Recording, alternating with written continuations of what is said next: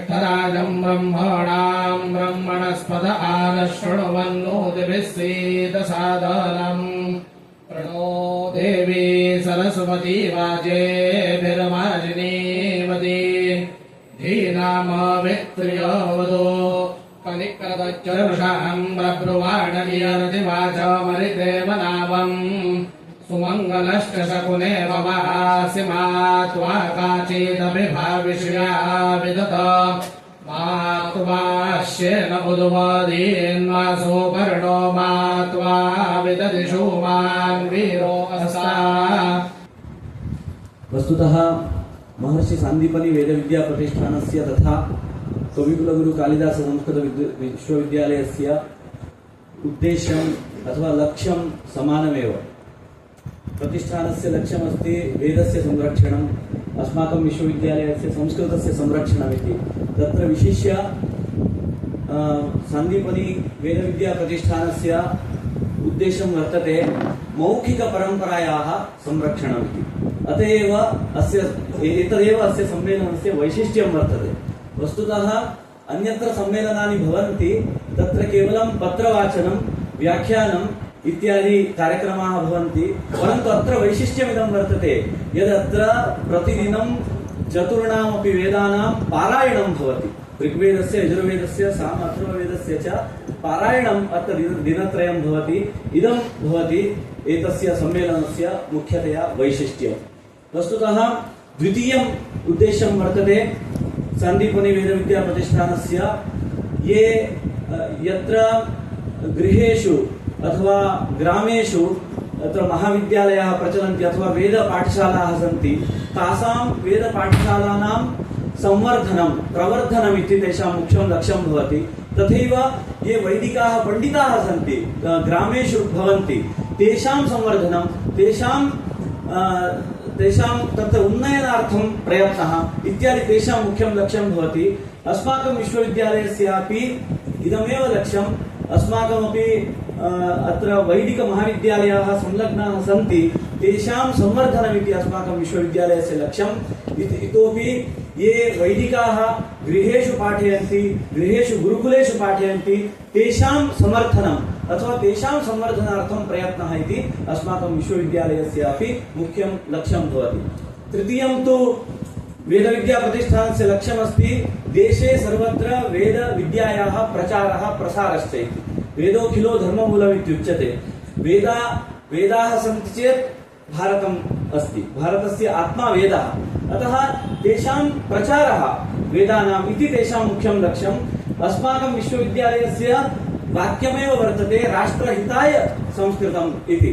तत्र वेदाः अपि अन्तर्भवन्ति। अतः अस्माकं तेषाम् अपि समानं लक्ष्यम् इति कृत्वा मिलित्वा अस्माभिः एतत् सम्मेलनम् अत्र आयोजितं वर्तते।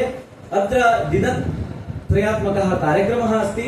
अत्र विशिष्य वैदिकपारायणं भवति, चतुर्णां वेदानां पारायणम्। इतोपि अत्र व्याख्यानं प्रदातुं पुणे विश्वविद्यालयतः त्रिटे महोदयाः, अम्बरीश खरे महोदयाः, तथैव अस्माकम् आदरणीयाः कुलपतयः नागपुरतः समागताः सन्ति। जर वाचायचं असेल, आपल्या पुढे जाऊन जर आपल्याला आपली भारतीय संस्कृती, आपलं जे काही मोठेपण आहे ते जर वाचवायचं असेल तर आपण संस्कृतचं अध्यापन करून आपण स्वतःला वाचू शकतो, अशा प्रकारचा काही मला विचार मांडायचा आहे। मी सुरुवातीला आपल्याला सर्वांना आम्ही ह्या कालखंडामध्ये वाढवलो, त्यामध्ये काही मंडळी पण असते। जेव्हा आम्ही कॉलेजमध्ये शिक्षण घेत होतो त्यावेळेस टीव्ही आणि त्याचा फारसा प्रचार नव्हता। त्यावेळेस रेडिओवरती सकाळच्या 7च्या बातम्या असायच्या आणि त्यामध्ये संस्कृतच्या समुद्र अशा प्रकारच्या बातम्या त्यावेळेस आम्ही ऐकायचो। आणि खरं तर तसाच भास मला आज काहीतरी या क्षेत्रीय संमेलनाच्या निमित्ताने होतो आहे। आपल्या सर्वांना माहिती आहे संस्कृत भाषा ही अतिशय प्राचीनतम भाषा आहे, जिला देववाणी सुद्धा म्हणतात, ठीक आहे ना। आणि ह्या भाषेमुळे केवळ धार्मिक ग्रंथांमध्येच नाही तर अतिशय प्रागतिक अशा प्रकारचे विचार मांडणारी ही भाषा आहे। मला वाटतं जर्मनीमध्ये याच्या संस्कृत भाषेवरती संशोधन करण्याचं सेंटर आहे, केंद्र आहे। आणि असंही सांगितलं जातं की जी संगणकाची जी भाषा आहे, संगणकाची जी भाषा आहे त्यामध्ये संस्कृत भाषेचा फार मोठ्या प्रमाणात वापर केला जातो। आणि त्याचा वापर आपल्याला आधुनिक जे शास्त्र आहे त्याच्यामध्ये कशा प्रकारे करता येईल त्याच्या संदर्भातला विचार सुद्धा मला त्या निमित्ताने व्हायला पाहिजे। वेद उपनिषद आहेत, रामायण महाभारत आहेत भगवद्गीता अशा ग्रंथांमध्ये असे ग्रंथ जे आहेत ते संस्कृत भाषेमध्ये निश्चितपणे आहेत. बाकी आपण वैदिक मंत्र आहेत किंवा स्तोत्र आहेत त्याचाही आपण अनेक गोष्टींमध्ये वापर करत असतो आणि सातत्याने आपण त्याच्यामध्ये विचार करत असतो. पण मी सांगितल्याप्रमाणे वैज्ञानिक भाषा म्हणून तिचा उल्लेख करायला तर फार महत्वाचा आहे आणि त्याचा विचार आपल्याला आधुनिक पद्धतीने कशी सांगड घालता येईल याच्याबद्दल करायला पाहिजे. संस्कृत व्याकरण खूप महत्वाचं आहे. त्याच्याबद्दल गणितीय जे काही गोष्टी आहेत त्याचंही विवेचन संस्कृत भाषेमध्ये केलेलं आहे. कम्प्युटर प्रोग्रामिंग मी सांगितल्याप्रमाणे त्याचा उपयोग करू शकतो आणि अलीकडच्या काळामध्ये जिथं आपण फार नेहमी अलीकडच्या काळामध्ये आपण ऐकतो की आर्टिफिशियल इंटेलिजन्स कृत्रिम बुद्धिमत्ता त्याच्यामध्ये सुद्धा खऱ्या अर्थानं संस्कृत भाषेचा उपयोग होऊ शकेल. अशा प्रकारे संस्कृतचं महत्त्व आपल्या सर्वांनी जाणून घेतलं पाहिजे. आणि संस्कृत भाषेला अनेक भाषांची जननी म्हटलं जातं. मराठीमध्ये कित्येक शब्द संस्कृत भाषेतले आहेत. कन्नडमध्ये सुद्धा खूप जास्त संस्कृत भाषेतले शब्द आहेत. अनेक भाषांमध्ये हिंदीमध्ये सुद्धा अनेक भाषांचा आपण जर विचार केला त्याच्यामध्ये महत्वाचे शब्द आहेत. हिंदीमध्ये सुद्धा जर आपण उत्तर भारतामधल्या ज्या हिंदी भाषिक लोक आहेत त्याच्यामध्ये तर खूप संस्कृत शब्दांचा उपयोग त्यांच्या बोलण्यामध्ये आपल्याला जाणवतो आणि त्याचा उपयोग निश्चितपणे आपल्याला केला जातो. म्हणून अनेक ठिकाणी आपल्याकडं जे काही काव्य आहेत, नाटक आहेत, काही न्यायशास्त्राचे ग्रंथ आहेत ते सुद्धा खऱ्या अर्थानं संस्कृत भाषेमध्ये आहेत आणि त्याचा उपयोग आपल्याला सर्वांना या अध्ययनामधून निश्चितपणे होईल असं मला वाटतं.